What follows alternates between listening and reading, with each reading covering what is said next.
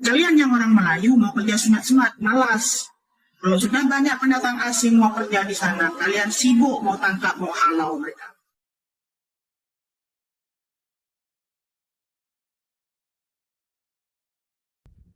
Mengikut data pekerja warga asing yang berada di Malaysia, majoritinya berasal dari Indonesia. Selebihnya adalah berasal dari Bangladesh, Nepal, Myanmar dan Pakistan. Fakta tambahan sejumlah 3.3 juta warga asing telah menetap di Malaysia seperti yang dianggarkan oleh Jabatan Perangkaan Negara. Menurut satu rencana yang ditulis oleh Smurray Hunter berjudul Malaysia's Massive Foreigner Worker Dependency, iaitu pergantungan keterlaluan terhadap pekerja asing yang ditulis pada November 2019, jumlah pekerja tanpa dokumen yang sah di Malaysia adalah sejumlah 2.5 juta hingga 3.3 juta pekerja. Angka tersebut sangat membimbangkan jika jumlah 5 juta hingga 6 juta tersebut dibandingkan dengan jumlah 32 juta rakyat Malaysia, di mana jumlah warga asing itu meliputi lebih kurang 15% dari jumlah penduduk di Malaysia. Pemasukan pekerja asing di Malaysia ini sememangnya menyumbang kepada pembangunan serta ekonomi negara, tetapi impak negatifnya kepada rakyat serta negara perlu diteliti juga. Antara faktor lambakan warga asing ini adalah kebanyakan pekerja asing yang sudah tamat tempoh bekerja di negara ini tidak pulang ke negara asal masing-masing. Ada dalam kalangan mereka yang membuka perniagaan di sini seperti membuka kedai runcit, kedai di tepi jalan dan juga di pasar. Hal ini jelas kelihatan di setiap sudut ibu kota seperti di Jalan Tunku Abdul Rahman. Sikap Alibaba sesetengah rakyat kita juga menjadikan barang ini kian membiak dan suka dikawal. Apakah tindakan oleh pihak kerajaan serta pihak berkuasa sekitar untuk membasmi masalah ini? Adakah satu hari nanti industri kita dan kebanyakannya akan dibola oleh warga asing? Sekaligus kita ibarat menumpang di bumi sendiri. Sekarang pun sudah ada rakyat kita yang minta kerja dari warga asing. Katanya kebanyakan pekerja asing ini memiliki daya tahan yang sangat tinggi dan mampu berada dalam tekanan, tidak seperti pekerja tempatan. Rata-rata mereka sanggup bekerja lebih masa dengan bayar yang lebih rendah. Kebanyakan dari mereka sudah bekerja dengan projek-projek pembinaan dan mendorong mereka diambil oleh para majikan atas sebab pengalaman dan skill mereka yang tinggi. Kehendak dibandingkan pekerja tempatan, masalah tentang gaji, bekerja lebih masa dan masalah cuti sudah pastinya akan berlaku. Gaji murah, mampu bekerja lebih masa, skill tinggi dan berpengalaman. Sebagai majikan sudah pastinya pekerja asing menjadi pilihan untuk maksimumkan keuntungan. Masalah lambakan pendatang asing di negara ini boleh menyebabkan peningkatan kadar jenayah secara drastik, terutama sekali di saat ekonomi seperti ini. Perkara ini sememangnya akan berlaku apabila pendatang asing yang tidak mempunyai pekerjaan atau gaji yang cukup untuk menampung kos sara hidup di negara ini. Mengenai video ini pula, seorang wanita warga asing Indonesia yang hendak memberi ulasan tak masuk akal mengenai tindakan rakyat kita yang membongkar kegiatan pendatang haram. Tak sempat nak hadang mendengar apa yang dikatakan oleh wanita ini. Dah terang-terang kalau masuk negara ini dengan paspor adalah sebagai pelancong.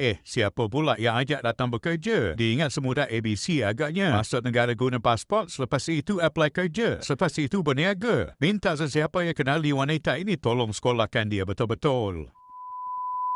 Untuk abang-abang, adik-adik, pakcik-pakcik yang ada di Malaysia tuh sekarang kenapa baru sekarang panas ribut pasal orang pendatang asing, mau dihalau, mau diapalah, diusirlah, ditangkaplah.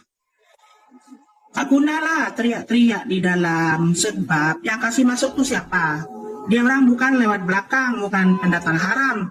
Dia masuk lewat KLIA, dia pakai paspor, dia pakai naik pesawat terbang juga. Tapi kenapa dikasih kelolosan sama imigrasi?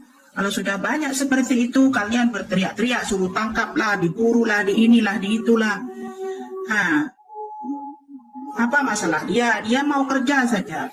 Dia bukan mau mencuri, dia hanya mau bekerja yang halal.